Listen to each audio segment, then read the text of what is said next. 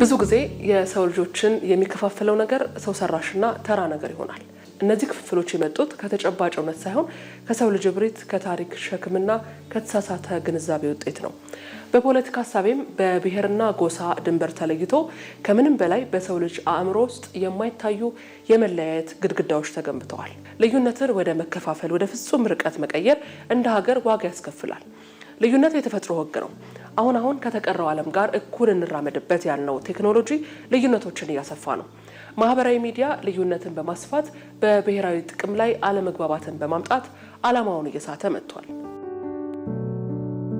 በብሔራዊ ጥቅሞቻችን ላይ መግባባት ያለባቸው ጉዳዮች ላይ እንዳንግባባ ይደረጋል። ከዚህም በተጨማሪ ደግሞ እኛ ብቻ ሳይሆን የሀገሪቷን ሰላምና ደህንነት ለማስከበር መንግስት የሚያደርገውን ጥረት የሚያስተዋጉል ነገር ይፈጠራል። አሁን ከመንግስት አንጻር እናያለን እንጂ አሁን በትጥቅ ትግል ውስጥ ያሉ ሰዎች አሉ።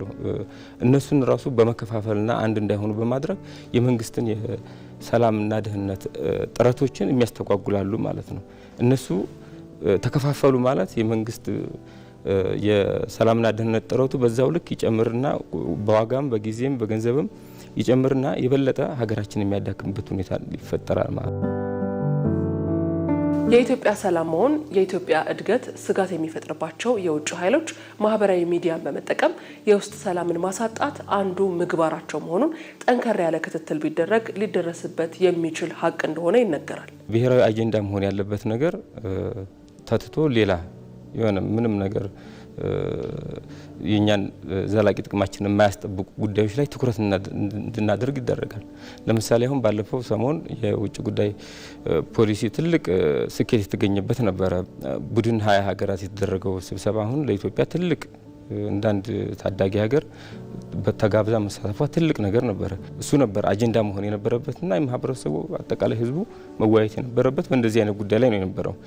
ግን ደግሞ ያንን ትኩረታችንን በሚያስቀይር መልኩ ሌላ አጀንዳ ተፈጥሮ እዛ ላይ ትኩረት አድርገን እንድንደረገበት የነበረበት ሁኔታ አለ። የልዩነት ሸንተረሮቻችን ሁሉ በመጠቀም ሀገራችንን የተከፋፈለችና ወሳኝ በተባሉ በብሔራዊ ጉዳዮች በብሔራዊ ጥቅም ጉዳዮች ላይ እንዳንግባባ የሚሰሩበት ሁኔታ አለ። ስለዚህ ኢትዮጵያ ውስጥ እየተደረጉ ያሉት የማህበራዊ ሚዲያ ካምፔኖች በአጠቃላይ የውጭ ተጽዕኖ እንዳላቸው መረዳት ይቻላል። አንድ ዲጂታል ቴክኖሎጂ በራስ አቅም የሚተዳደር ካልሆነ የቴክኖሎጂው ባለቤቶች ለብሔራዊ ጥቅማቸው ሊያውሉት ይችላሉ። ለዚህ ግን መፍትሄው የዲጂታል ሚዲያ አጠቃቀምን ለማስተካከል የዜጋ ጋዜጠኝነትን ግንዛቤ መፍጠር እንደሚያስፈልግም ይገለጻል። የዲጂታል ቴክኖሎጂ በአጠቃላይ የኛ ካልሆነ የጥቃት ተጋላጭ ነን ማለት ነው።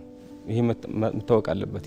ዋንስ የኛ እስካልሆነ ድረስ ያ ባለቤት የሆነው አካል እኛን ለማጥቃት ወይም ደግሞ ብሔራዊ ጥቅም ለማስጠበቅ እንደሚጠቀምበት ማወቅ አለበት። ቲክቶክም በዩ ፌስቡክም በዩ ሌሎች ኢንስታግራም ሆነ ሌሎች ማህበራዊ ሚዲያዎች የኛ እስካልሆኑ በባለቤትነት እኛ እስካላስተዳደርናቸው ድረስ የነዛ ሀገራቶች የውጭ ጉዳይ ፖሊሲ ማስፈጸሚያ መሳሪያ ሊሆኑ ይችላሉ ማለት ነው። ስለዚህ እኛ እንደ ህዝብ እንደ ማንኛውም ሰው ዜጋ ኃላፊነት ኑሮበት መጀመሪያ ስለ ዲጂታል ሚዲያ አዌር መሆን አለበት። ምን አይነት ነገሮች ነው የምናጋራው? የኔ አክሽን በኔ ማህበራዊ ሚዲያ ተሳትፎዬ ምን አይነት አሉታዊ ተጽዕኖ በሀገሬ ላይ ሊያስደርግ ይችላል? በሀገር ላይ ብቻ ሳይሆን በቤተሰቤ ላይ ምን አይነት ተጽዕኖ ይችላል? በማህበረሰቤ ላይ ምን አይነት ተጽዕኖ፣ በሃይማኖቴ ላይ ምን አይነት ተጽዕኖ ይፈጥራል?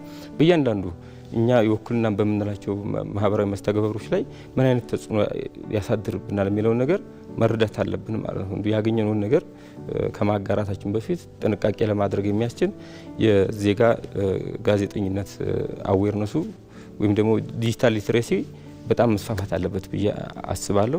ልዩነት ለሰው ልጅ እድገትና መረጋጋት ስጋት አይደለም። ይልቁንም እውነተኛ ጥበብና ታላቅነት የሚመጣው በልዩነት ውስጥ ያለው የጋራነት ስሜት ሲገናኝና የራስን ባህልና ልምድ በማክበር ውስጥ ነው። ስለዚህም ምድርንም የቴክኖሎጂ ምህዋሩንም በመጠበቅ ለሰላምና መግባባት ቅድሚያ መስጠት ይገባል።